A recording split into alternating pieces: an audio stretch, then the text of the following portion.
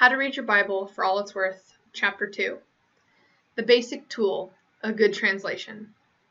The 66 books of the Protestant Bible were originally written in 3 different languages: Hebrew, most of the Old Testament; Aramaic, a sister language to Hebrew used in half of Daniel and 2 passages in Ezra; and Greek, all of the New Testament.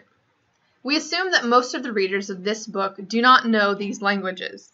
This means, therefore, that one's basic tool for reading and studying the Bible is a contemporary English translation, or, as we will be argued in this chapter, several such translations. As a note in the last chapter, the very fact that you are reading God's Word in translation means that you are involved in interpretation. And this is so whether one likes it or not. To read in translation is not a bad thing, of course. It is simply the only thing available and therefore the necessary thing. What this means further, however, is that in a certain sense, the person who reads the Bible only in English is at the mercy of the translators. And translators have often had to make choices as to what in fact the original Hebrew or Greek originally was really intending to express. The trouble, then, with using only one translation, be it ever so good, is that you are thereby committed to the particular exegetical choices of that translation as the Word of God. The translation you are using will, of course, be correct most of the time, but at times it also may not be. Let's take, for example, the following 4 translations of 1 Corinthians 7:36. In the New King James Version, it says, "If any man thinks that he is behaving improperly toward his virgin." In the NASB, it says, "If any man thinks that he is acting unbecoming towards his virgin daughter." In the NIV, it says, "If anyone is worried that he might not be actually acting honorably toward the virgin he is engaged to." In the ENEB, it says, "If a man has a partner in celibacy and feels that he is not behaving properly towards her." The New King James Version is very literal, but not helpful, since it leaves the term virgin and the relationship between the man and his virgin quite ambiguous. Of one item, however, you may be absolutely certain: Paul did not intend to be ambiguous. He intended one of the other 3 options. The Corinthians who had raised the problem in this letter knew which one. Indeed, they knew nothing of the other 2. It should be noted here that none of these other 3 is a bad translation, since any of them is a legitimate option as to Paul's intent. However, only one of them can be the correct translation. The problem is which one. For a number of reasons, the NIV reflects the best, even exegetical option here.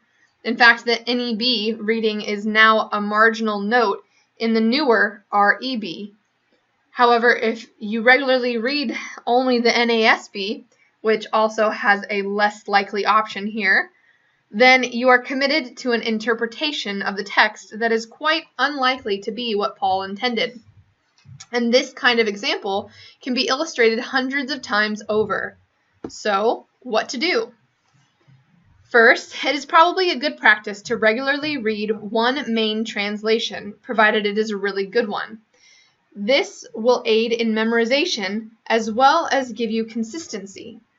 Also, if you're using one of the better translations, it will have the notes in the margin at many of the other places where there are difficulties. However, for the study of the Bible, you should use several well-chosen translations. The best option is to use translations that one knows in advance will tend to differ. This will highlight where many of the difficult problems of interpretation lie. To resolve these matters, you will usually want to consult one or more contemporary commentaries. But which translation should you use, and which of the several should you study from? No one can really speak for someone else on this matter, but your choice should not be simply because I like it or this one is so readable. You should indeed like your translation, and if it is a really good one, it will be readable. However, to make an intelligent choice, you need to know something about the science of translation itself, as well as about the various English translations. The science of translation. There are two kinds of choices that translators must make: textual and linguistic. The first kind has to do with the actual wording of the original text.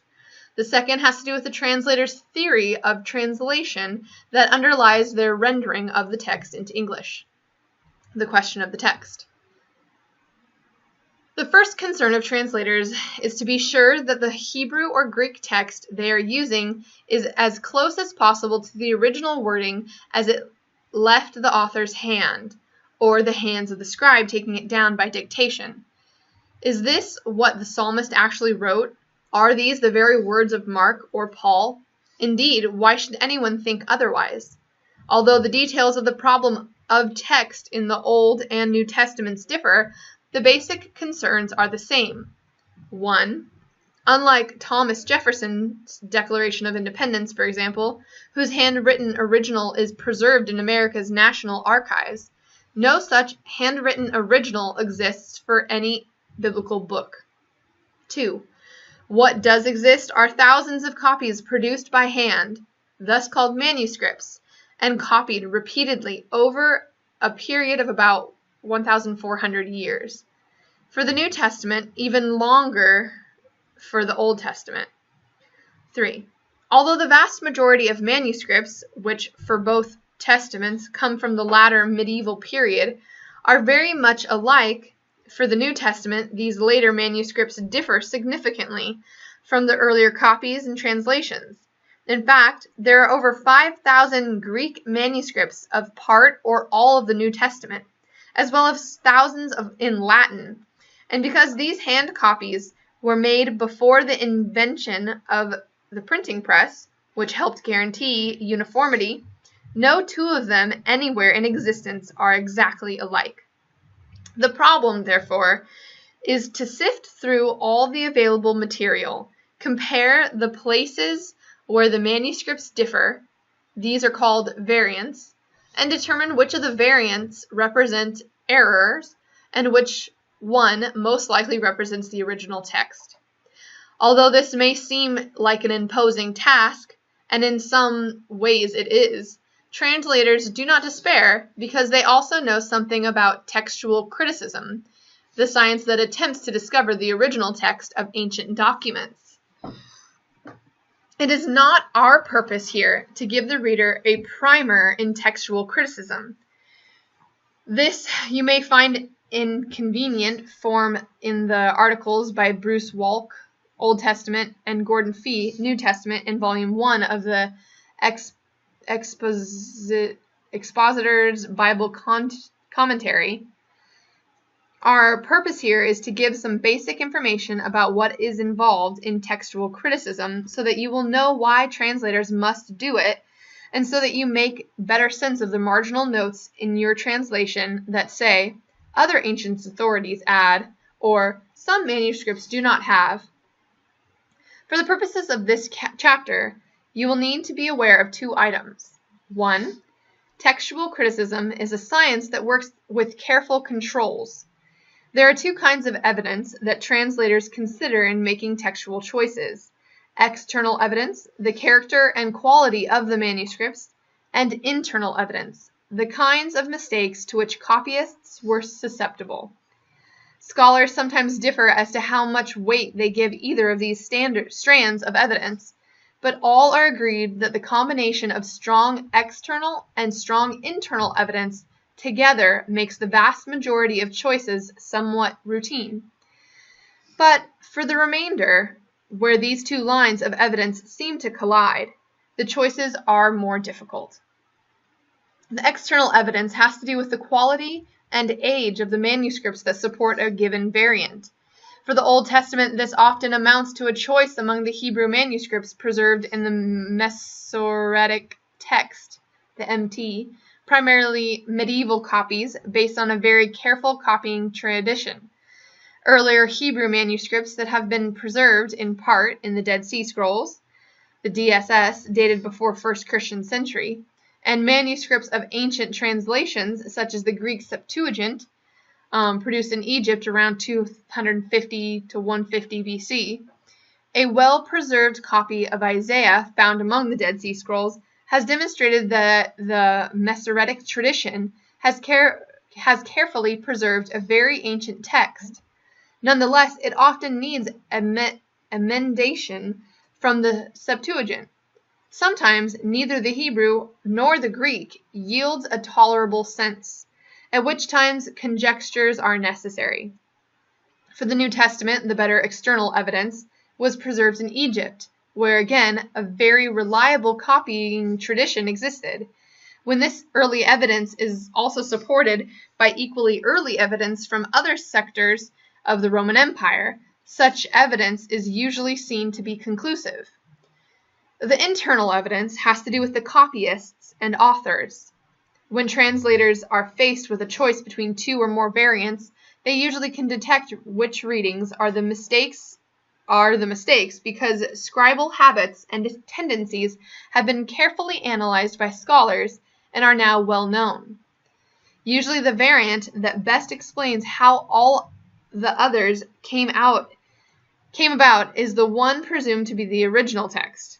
It is also important for translators to know a given biblical author's style and vocabulary, because these too play a role in making textual choices. As already noted, for the vast majority of variants found among the manuscripts, the best, or good, external evidence combined with the best internal evidence yields us an extraordinarily high degree of certainty about the original text. This may be illustrated thousands of times over by simply comparing the New King James Version, which is based on poor late manuscripts, with almost all other contemporary translations, such as the NRSV or the NIV. We will note three variants as illustrations of the work of textual criticism. 1 Samuel 8:16, the New King James Version /NASB. He will take your finest young men and your donkeys. The NRSV and the NIV, he will take the best of your cattle and donkeys. The text of the NRSV and the NIV, your cattle, comes from the Septuagint, the usually reliable Greek translation of the Old Testament.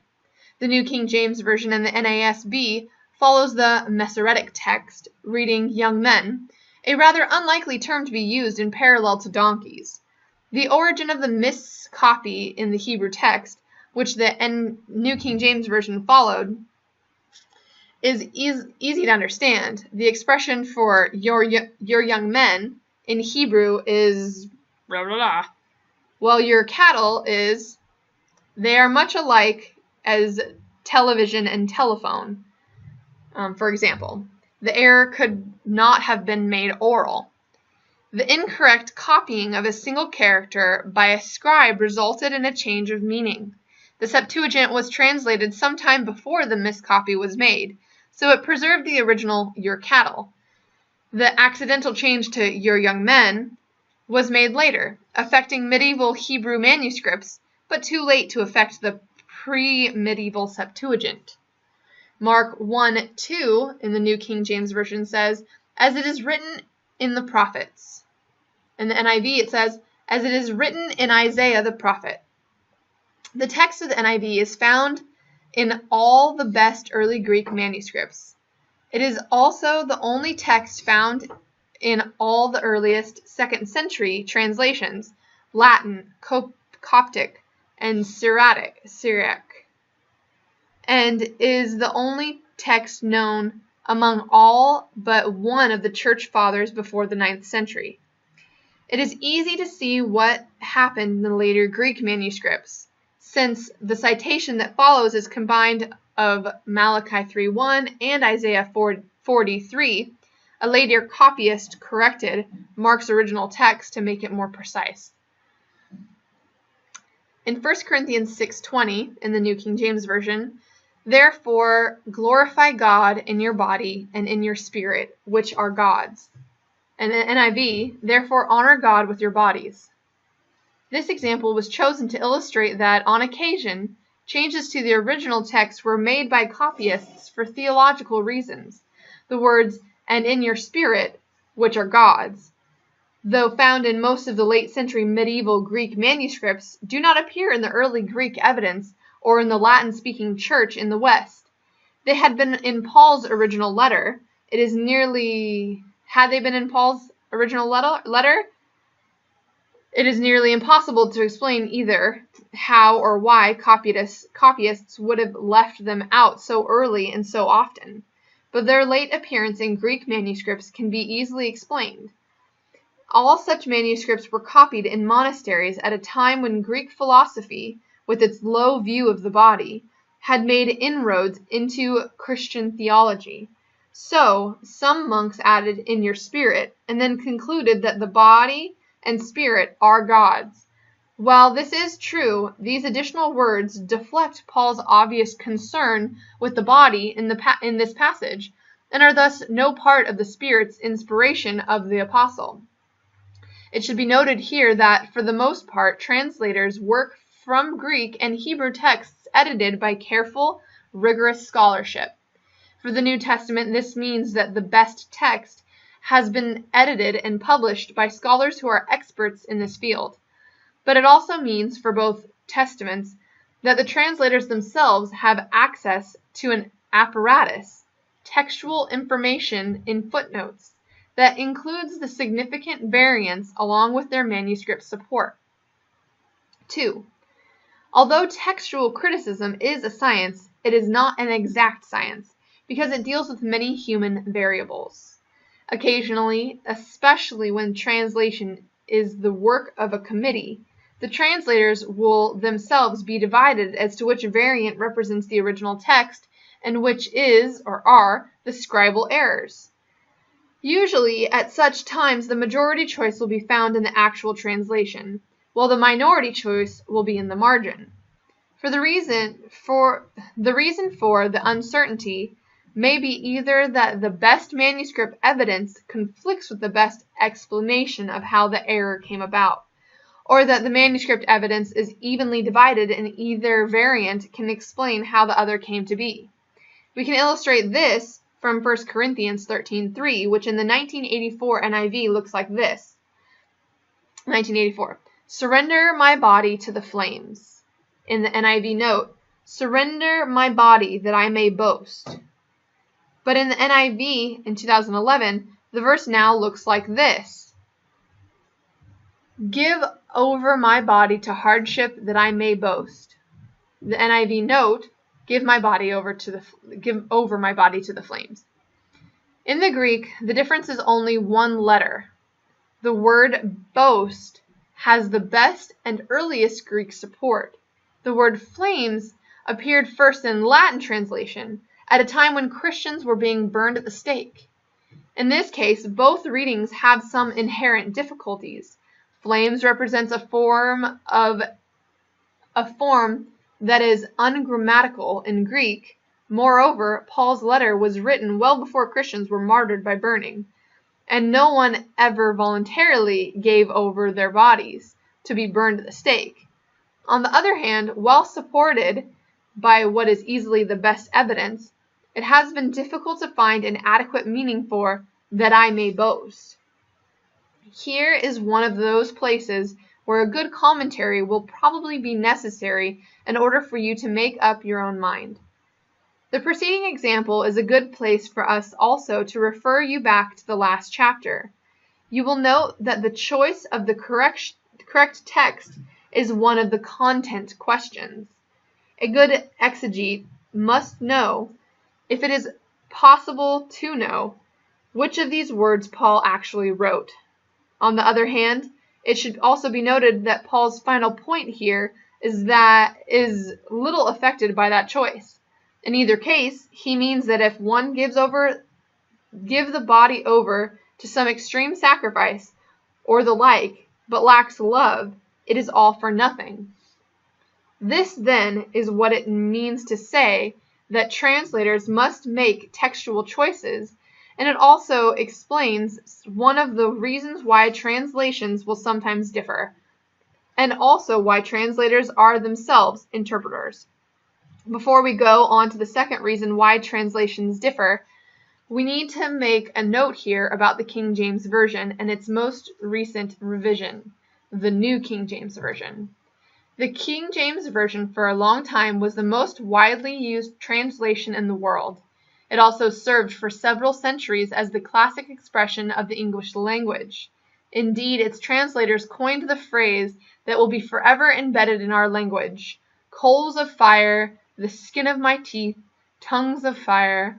However, for the New Testament, the only Greek text available to the translators of the 1611 edition was based on late manuscripts, which had accumulated the mistakes over 1,000 years of copying.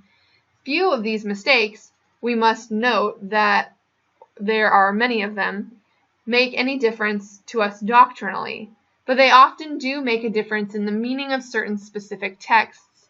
Recognizing that the English of the King James was no longer a living language, and thoroughly dissatisfied with its modern revision in the RSV or the NRSV, it was decided by some to update the King James Version by ridding it of its archaic way of speaking. But in doing so, the New King James Version revisers eliminated the best feature of the King James Version, its marvelous expression of the English language, and kept the worst, its flawed Greek text. This is why, for study, you should use almost any modern translation other than the King James or the New King James Version. But how to choose between modern translation takes us to the next kind of choice translators have to make: the question of language. The next two kinds of choices, verbal and grammatical, bring us to the actual science of translation. The difficulty has to do with the transferring of words and ideas from one language to another. To understand what various theories underlie our modern translations, you will need to become acquainted with the following technical terms. Original language: the language that one is translating from, in our case, Hebrew, Aramaic, or Greek. For convenience, we will usually just say Hebrew or Greek. Receptor language: the language that one is translating into, and in our case, that's English.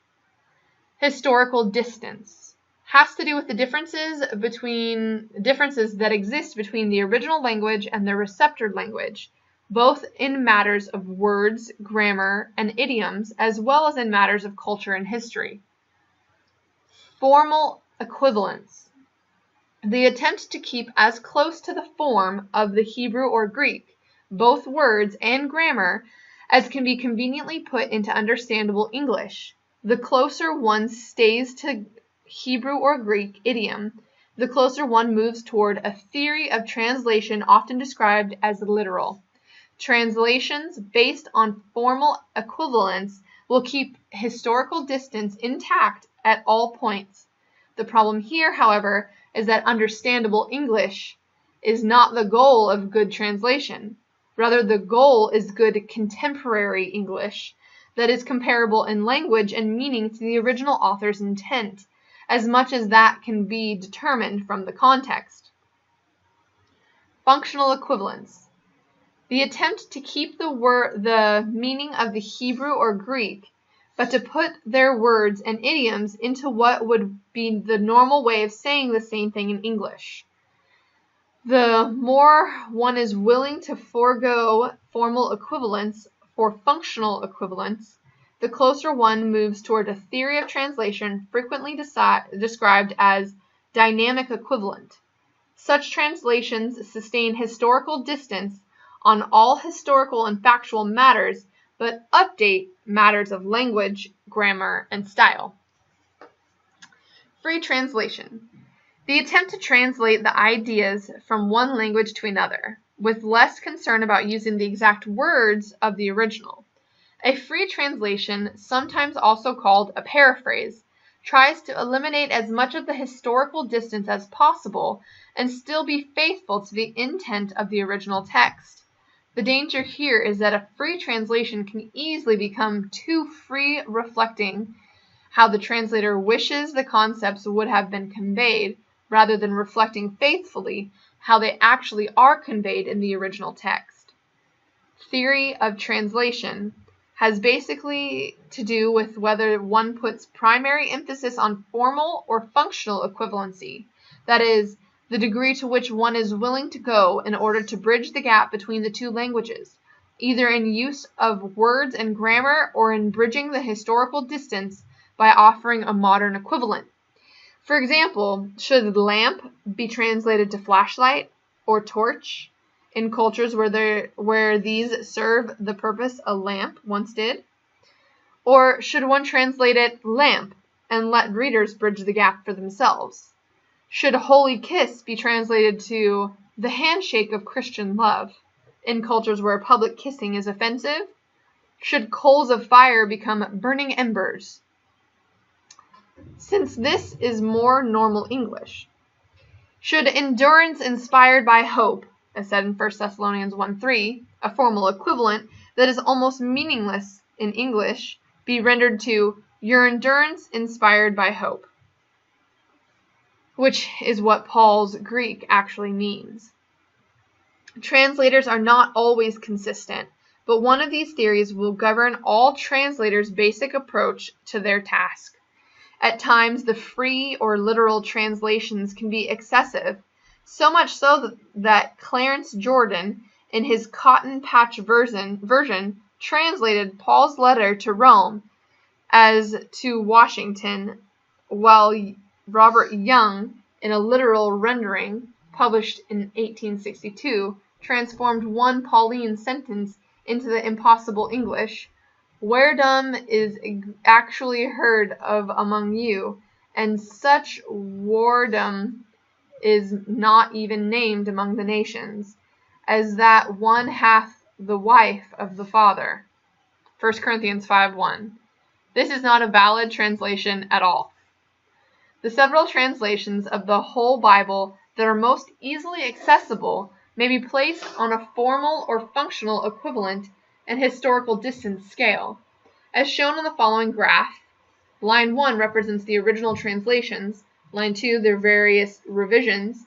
Note that in the case of the RSV, both the NRSV and the ESV move more toward the middle, as does the NIV in the 2011, while the NJB, REB, and the NLT, the revision of the Living Bible, also have moved more toward the middle from their originals. I don't know if you want to see it. Our view is that the best theory of translation is the one that remains as faithful as possible to both the original and receptor languages, but that when something has to give, it should be in favor of the receptor language, without losing the meaning of the original language, of course, since the very reason for translation is to make these ancient texts accessible to English-speaking person who does not know the original languages. But note well, if the best translational theory is functional equivalence, a translation that adheres to formal equivalence is often helpful as a second source. It can give the reader some confidence as to what the Hebrew or Greek actually looked like. A free translation can also be helpful to stimulate thinking about the possible meaning of the text. But the basic translation for reading and studying should be something in the NIV/RSV range. The problem with a formal equivalent translation is that it keeps distance at the wrong places, in language and grammar. Thus, the translator often renders the Greek or Hebrew into English that currently is never written or spoken that way. It is like translating Maison Blanche from French to English as house white. Maison Blanche. And from French to English as house white. For example, no native English-speaking person, even in the 16th century, would ever have said coals of fire, as in Romans 12:20 in the King James. That is a literal rendering of the Greek construction, but what it means is in English is burning coals in the NIV, or live coals as represented in the REV. A second problem with a literal translation is that it often makes the English ambiguous, where the Greek or Hebrew was quite clear to the original recipients. For example, in 2 Corinthians 5:16, the Greek phrase kata sakra can be translated literally to know according to the flesh, as in the NASB. But this is not an ordinary way of speaking in English. Furthermore, the phrase is ambiguous. It is the person who is being known who is according to the flesh, which seems to be implied in the NASB, and which in this case would mean something like by their outward appearance, or is the person who is knowing doing so according to the flesh, which would mean from a worldly point of view. In this case, however, the context is clear, which the NIV correctly renders, so from now on, since we have been raised to new life, we regard no one from a worldly point of view. The problem with a free translation, on the other hand, especially for study purposes, is that the translator updates the original author too much. In the second half of the 20th century, 3 free translations served succeeding generations of Christians. The Phillips by J.B. Phillips, the Living Bible by Ken Taylor, who translated into language for the young not the Greek Bible but the King James Version, and The Message by Eugene Peterson. On the one hand, these renditions sometimes have especially fresh and vivid ways of expressing some old truths, and have thus each served to stimulate contemporary Christians to take a new look at their Bibles. On the other hand, such a translation often comes very close to being a commentary, but without other options made available to the reader. Therefore, as stimulating as these can sometimes be, they are never intended to be one's only Bible, as even these translators would be quick to admit. Thus, the reader needs regularly to check these rather eye-catching moments against another translation or a commentary to make sure that not too much freedom has been taken. Some problem areas.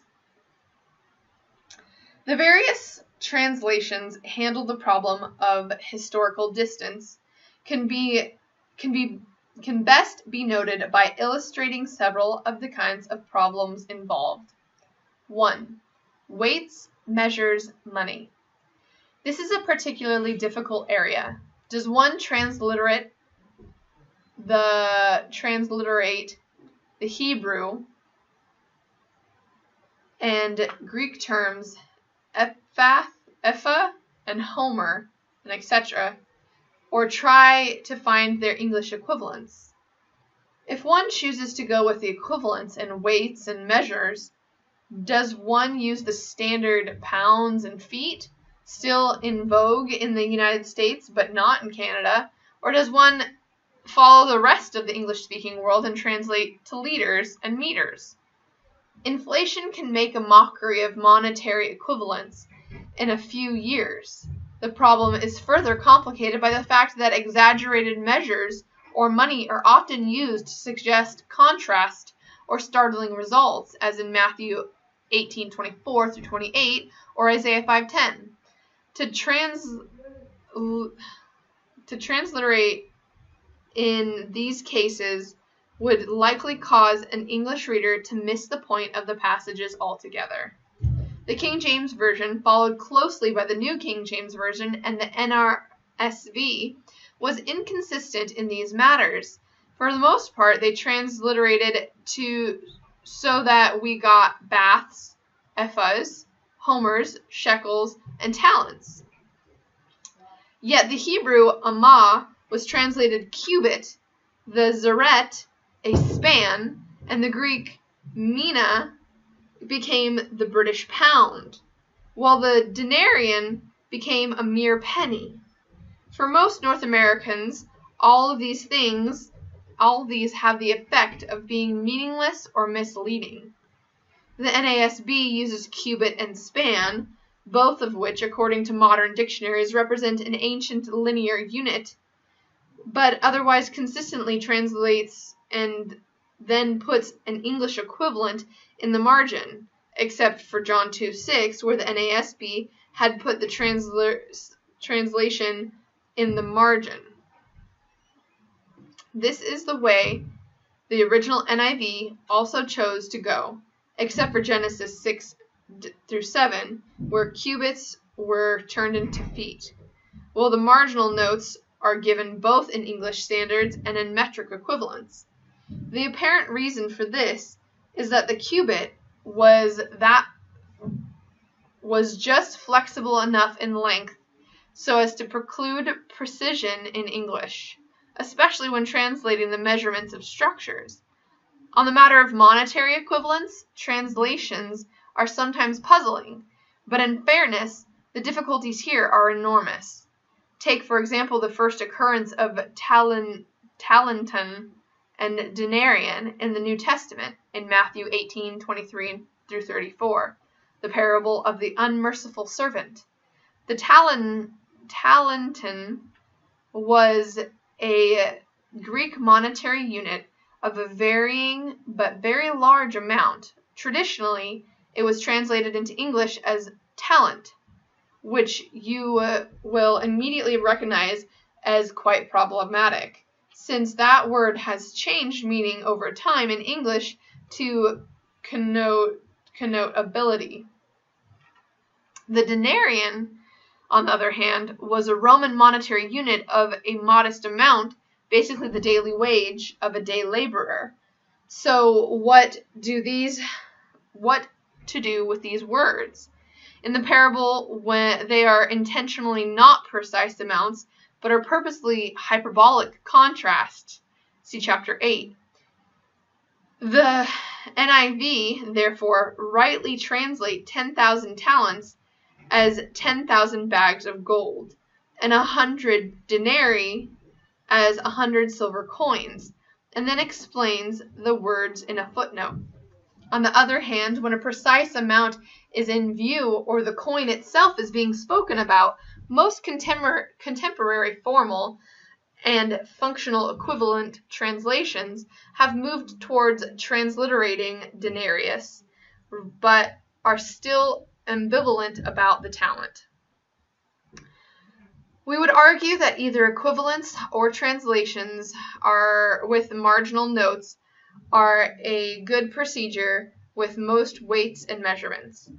However, the use of equivalents is surely to be preferred in passages like Isaiah 5:10 and Matthew parable noted above. Note, for example, how much more meaningful, though with some liberties as to precision, the GNB renders the purposeful contrast in Isaiah 5:10 than does the King James Version. The King James Version of Isaiah 5:10 says, "For 10 acres of vineyard shall yield 1 bath, and a homer of seed shall yield 1 ephah." And the GNB says, "The grapevines are growing on 5 acres of land, will yield only 5 gallons of wine. 10 bushels of seed will produce only 1 bushel of grain." 2. Euphemisms. Almost all languages have euphemisms for matters of sex and toilet. A translator has one of 3 choices in such matters. 1. Translate literally, but perhaps leave an English-speaking reader bewildered or guessing. 2. Translate the formal equivalent, but perhaps offend or shock the reader. Or 3. Translate with a functionally equivalent euphemism. Option 3 is probably the best, if there is an appropriate euphemism. Otherwise, it is better to go with option 2, especially for matters that generally no longer require euphemisms in English. Thus, to have Rachel say, "I am having my monthly period," in Genesis 31:35, is to be preferred to the literal, "The manner of women is upon me." The manner of women is upon me. For the same idiom earlier in Genesis 18:11, the GNB is consistent. Sarah had stopped having her monthly periods. While the NIV is much freer, having the public reading of Scripture in mind, Sarah was past the age of childbearing. Similarly, he forced her and lay with her in 2 Samuel 13:14 in the King James Version becomes simply he raped her in the NIV and the GNB. There can be dangers in this, however, especially when translators themselves miss the meaning of the idiom, as can be seen in the original NIV, GNB, and LB renderings of the first assertion addressed in 1 Corinthians 7:1. It is good for a man not to marry, which unfortunately is both wrong and misleading. The idiom, to touch a woman, in every other case, in antiquity, means to have sexual intercourse with a woman, and never means anything close to marry. Here the NAB has found an equivalent euphemism, is a man is better off having no relations with a woman. But this has the possibility of being misunderstood or misconstrued to mean no relations whatsoever, including friendly ones. So the NIV has eliminated the euphemism altogether. It is good for a man not to have sexual relations with a woman, which it also correctly puts in quotes as something being put forward in Corinth, to which Paul will eventually answer with both a yes and a no qualified by the circumstances. 3. Vocabulary. When most people think of translation, this is the area they usually have in mind. It seems like such a simple task. Find the English word that means the same as the Hebrew or Greek word. But finding precisely the right word is what makes translation so difficult. Part of the difficulty is not only in the choosing of an appropriate English word, but also in the choosing of a word that will not already be filled with connotations that are foreign to the original language. The problem is further complicated by the fact that some Hebrew or Greek words have ranges of meanings, meaning different from anything available in English. In addition, some words can have several shades of meaning, as well as two or more considerably different meanings. And a deliberate play on words borders on being nearly impossible to translate from one language to another. We have already noted how various translations have chosen to interpret virgin in 1 Corinthians 7:36, and in chapter 1 we also noted the difficulty in rendering Paul's use of the word sarx, flesh. In most cases, almost anything is better than the literal flesh. The NIV handles this word especially well by saying sinful nature when Paul is contrasting flesh and spirit. Human nature in Romans 1:3, where it refers to Jesus' Davidic descent from a worldly point of view, in 2 Corinthians 5:16 noted above, and body when it means that, as in Colossians 1:22. This kind of example can be illustrated many times over and is one of the reasons why a translation by functional equivalence is much to be preferred to more literal one, since the latter has the frequent possibility of misleading the English speaker or reader, and thus misses the reason for translation. 4. Word plays. Word plays tend to abound in most languages, and they are always unique to the original language and can seldom, if ever, be translated into a receptor language. The same is true with word plays in the Bible, which abound in the poetry of the Old Testament and can be found throughout the New Testament as well. So what does the translator do? Take, for example, the play on the sounds for the words summer and end in Amos 8:1-2, where even the Hebrew consonants are QY and Qs, respectively. The two words themselves were pronounced virtually alike in Amos's day. Translations that tend toward formal equivalence translate in a straightforward manner. The NRSV, God said, Amos, what did you see? And I said, a basket of summer fruit. Then the Lord said to me, the end has come upon my people. Translators that move toward functional equivalence try to work with the wordplay, even when doing so may alter the meaning somewhat. "What do you see, Amos?" God asked. "A basket of ripe fruit," I answered. "Then the Lord said to me, the time is ripe for my people Israel." An example of the same difficulty can be found in some instances of Paul's use of the word flesh, noted above and in previous chapter, page 23. This happens especially in Galatians 3:3, where Paul says in the NASB, "Having begun by the Spirit, are you now being perfected by the flesh?" Lying behind this rhetoric is the issue of Gentile believers yielding to Jewish Christian pressure to submit to circumcision of the literal flesh. But it is clear, and from the full argument of Galatians, that Paul here means more than just circumcision when referring to by the flesh. In Galatians 5, the flesh has to do with living in a self-centered, ungodly way as opposed to living by the Spirit. So what does the functional equivalent translator do in 3:3? In the 1984 NIV, it renders it by human effort, and the GNB by your own power. But in doing so, they must lose the spirit flesh contrast that is picked up again later in 4:28 and 5:13 through 26.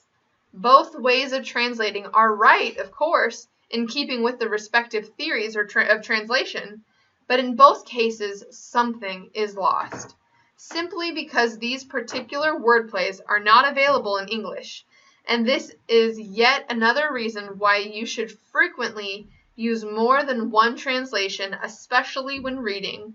When reading borders on studying. 5. Grammar and syntax. Even though most Indo-European languages have a great many similarities, each language has its own preferred structures as to how words and ideas are related to each other in sentences. It is at these points especially where translation by functional equivalence is to be preferred. A formally equivalent translation tends to abuse or override the ordinary structures of the receptor language by directly transferring it to the syntax and grammar of the original language. Such direct transfers are often possible in the receptor language, but they are seldom preferable. From hundreds of examples, we choose 2 as illustrations, one from Greek, one from Hebrew. A. One of the characteristics of Greek is its fondness for what are known as genitive constructions. The genitive is the ordinary case of possession, as in my book. Such a true possessive can also, but only very awkwardly, be rendered the book of me. However, other possessives in English, such as God's grace, do not so much mean, for example, that God owns the grace as that he gives it, or that it comes from him. Such non-true possessives can always be translated into English as the grace of God. The Greek language has a great profusion of these latter kinds of genitives, which are used, for example, as descriptive adjectives to express source or to connote special relationships between 2 nouns. A literal translation almost invariably transfers these into English with an of phrase, but frequently with strange results, such as the coals of fire, noted above, or the word of his power, Hebrews 1:3 in the New King James Version. Both of these are clearly adjectival or descriptive genitives, which in the NIV are more accurately rendered burning coals and his powerful word. Similarly, in the NASB's steadfastness of hope, 1 Thessalonians 1:3, and the joy of the Spirit, 1:6, are translated in the NIV as endurance inspired by hope and joy given by the Spirit. These are not only to be preferred, they are, in fact, more accurate because they give a genuine English equivalent rather than a literal Greek way of expressing things that in English would be nearly meaningless. Interestingly enough, in one of the few places where the King James, followed by the RSV, but not the NASB, offered something of equivalent, 1 Corinthians 3:9, the translators missed the meaning of the genitive altogether. Apparently, they were led astray by the word fellow workers, and thus translated, "For we are laborers together with God. Ye are God's husbandry, ye are God's building." But in Paul's sentence, each occurrence of God is clearly a possessive genitive, with an emphasis on both we, Paul and Apollos, and you, the church, as God's field and building, as belonging to him. This is correctly translated in the 2011 NIV as, "For we are God's co-workers. You are God's fields, God's buildings." Paul's point is made even more clearly in the NAB, where they have rendered field as cultivation. But the still greater problem exists with the first of these Greek sentences, which is regularly rendered God's co-workers.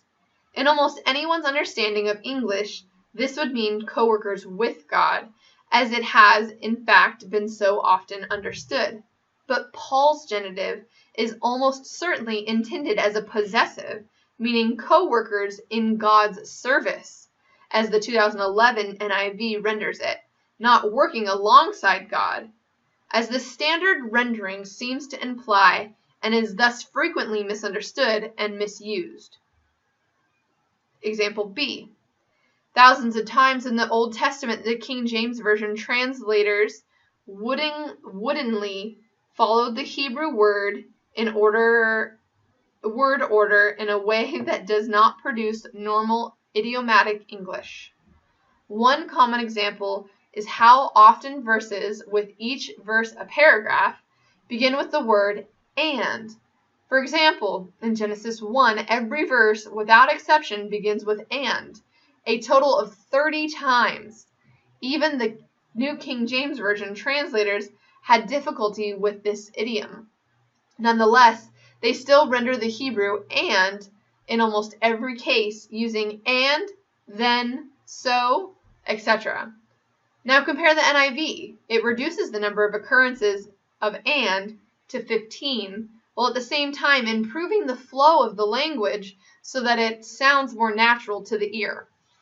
The NIV translators produce an improved English version by taking seriously the fact that the vast majority of prose sentences in the Old Testament Hebrew begin with one of the two Hebrew forms of the word "and." The word for "and" appears in even when there is absolutely nothing preceding it to which the sentence logically connects. In fact, 6 books of the Old Testament, Joshua, Judges, 1 Samuel, Ezra, Ruth, and Esther, begin in Hebrew with the word "and," though these obviously do not follow any previous statement. Accordingly, it is now recognized by Hebrew grammarians that "and" at the beginning of a sentence is virtually the equivalent of the use of capitalization at the beginning of English sentences. This does not mean that the Hebrew "and" should never be translated by the English "and." It simply means that "and" is also sometimes, and certainly not a majority of the time, the best rendering in English. A simple English sentence beginning with a capital letter will do nicely in most cases. Another example of King James repeated "and it came to pass," which is frequently retained in the New King James Version, even though this is never used in normal English anymore. Indeed, it was rare even in the 17th century when the King James was undertaken, because the Hebrew narrative verb form that lies behind it was followed literally and woodenly. The resulting translation, "and it came to pass," occupied a prominent position in the Old Testament style, but nowhere else in English speech. We once heard a sermon on the concept that all things are temporary and shall eventually pass away. 1 Corinthians 13:8-10, based on the frequency of the clause, and it came to pass, which the preacher misunderstood to mean, and it came in order to pass away. In fact, the NIV translators rightly do not give expression to the Hebrew clause as such, judiciously rendering Hebrew into English requires an equivalent meaning, not an equivalent word or clause pattern. 6. Matters of gender. When this book first appeared in 1981, the problem of using masculine language where women are included or are in view was just beginning to become an issue for translators. By the time the second edition appeared in 1993, one revision, the RSV, of a well-established translation, the NRSV and the RSV, had already appeared, which became deliberately inconclusive in all such instances in both the Old and the New Testaments. In the following decade, all the other leading translations have followed suit to a greater or lesser degree, while at least one revision, the ESV, came into existence to stem this tide, as it were, so that in effect it is deliberately exclusive of women in many places where it is quite unnecessary to do so. Indeed, there can be no question that standard usage of both Great Britain and North America has now shifted strongly toward inclusiveness when both men and women are being addressed or in view. Recent surveys show that a majority of people up to age 70 will consider a statement like, "Let him who is without sin cast the first stone," to refer only to men or boys, not to women or girls. But this also presents some agonizing decisions on the part of the translators. There is very little difficulty, for example, in translating Paul's vocative brothers as brothers and sisters, since in almost all cases it is clear that women are also in view, and in any case, some Christian traditions, the Pentecostals for example, have been using this inclusive vocative for several generations. But other cases are more problematic. 2 examples will suffice. In order to avoid excluding women from passages that are spoken to or about people in general, it has been deemed necessary by some people to make certain clauses plural that are expressed in singular, although this usually does not have significance in itself. Psalms 1:1, "Blessed is the man," is an example, that's RSV, where many revisions of existing translations have moved to the plural in order to avoid unnecessarily excluding women from the psalm, since the generic use of man as a way of saying person has generally fallen out of current usage. To render this as person here would require the translator to follow up with either masculine pronouns for his delight, or with some kind of awkwardness for his or her delight. That would distort the poetry.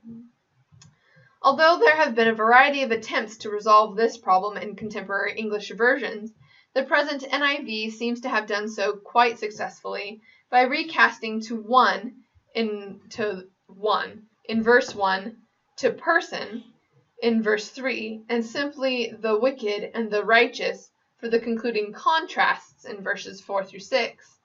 Here, functional equivalence rules, since the only item lost in the poem is the author's own move from speaking first in the singular and then the plural.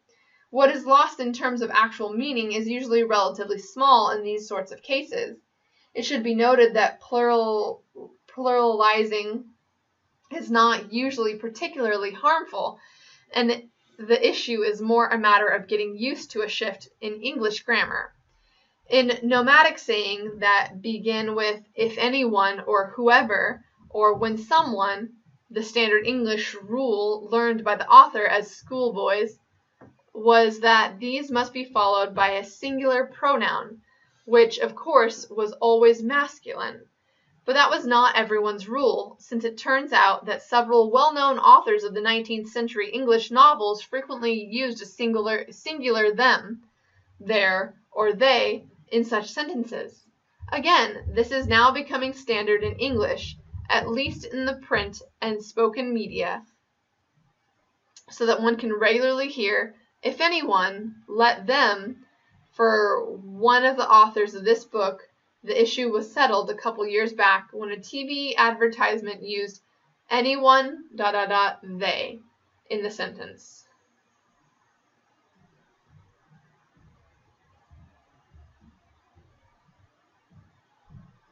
On choosing a translation. We have been trying to help you choose a translation. We conclude with a few summary remarks about several translations. First, it should be noted that we have not tried to be exhaustive. There are still other translations of the whole Bible that we have not included in our discussion. Not to mention, over 80 others of the New Testament alone have appeared since the beginning of the 20th century. Several of the latter were excellent. Example, the Weymouth in 1903, Helen Montgomery in 1924, Williams in 1937, but now tend to be quite outdated in their usage of English. Among the whole Bible translations not discussed here, with some of the theologically biased, such as the Jehovah's Witness New World Translation in 1961, this is an extremely literal translation into which have been worked by heretical doctrines of this cult. Others of the translations are eccentric, such as that by George Lamsa in 1940, who believed that the Syriac translation from around AD 400 held the keys to everything. One should probably also include the Amplified Bible, which had a run of popularity far beyond its worth. It is far better to use several translations, note where they differ, and then check out these differences in other sources than to be led to believe that a word can mean one of the several things in any given sentence, with the reader left to choose whatever best strikes his or her fancy. Which translations, then, should one read? We would venture to suggest that the current NIV, 2011, a committee translation by the best scholarship in the evangelical tradition, is as good a translation as you can get. The GNB, the HCSB, and the NAB are also especially good. One would do well to have some or all three of these. The NAB is a committee translated by the best scholarship in American Catholic tradition. The HCSB is a committee translation by evangelical scholars holding to inerrancy of Scripture. The GNB is an outstanding translation by a single scholar, Robert G. Bratcher, who regularly consulted with others and whose expertise in linguistics has brought the concept of dynamic equivalence to translation in a thoroughgoing way. Along with one or more of these, readers would also do well to use one or more of the following: the NASB or the NRSV. Both translations are attempts to update the King James Version. The translators used superior original texts and thereby eliminated most of what the King James Version did not exist in the original language. At the same time, they tried to adhere as closely as possible to the language of the King James Version, with some modernization. The NRSV is by far the better translation. The NASB is much more like the King James Version, and therefore far more literal, to the point of being wooden. Along with one or more of these, we recommend you also consult either the REB or the NJB or both. Both of these are committee translations. The REB is the product of the best of British scholarship and therefore includes many British idioms, not always familiar to North American readers. The NJB is an English translation from the French Bible de Jerusalem. Both of these translations tend to be freer at times than others described as functionally equivalent. But both of these also have some outstanding features and are well worth using in conjunction with the others. In the following chapters, we will follow the NIV 2011 unless otherwise noted. If you are regularly to read this translation and then consult at least one from 3 other categories, the NRSV or the NASB, the GNB or the NAB, or the REB or the NJB, you would be giving yourself the best possible start to an intelligent reading and study of the Bible. The end.